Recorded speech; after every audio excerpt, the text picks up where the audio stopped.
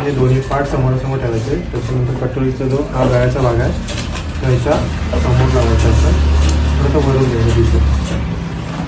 हे दोन्ही भाग असे समोरासमोर लावून घ्यायचे आणि शिवताना याला शिलाई मारताना हा काय करायचा याच्यावर त्याचं पलटी करून ह्याला आणि ह्याला इथे आपण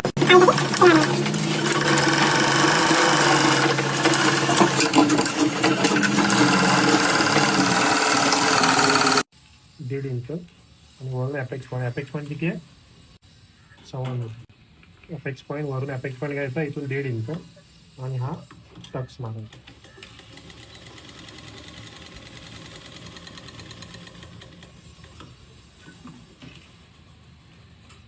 ठीक आहे.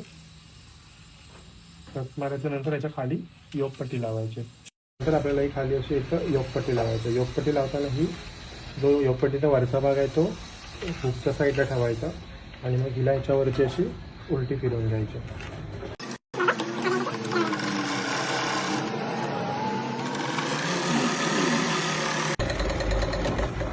डबल शिलाई मारून घ्यायची.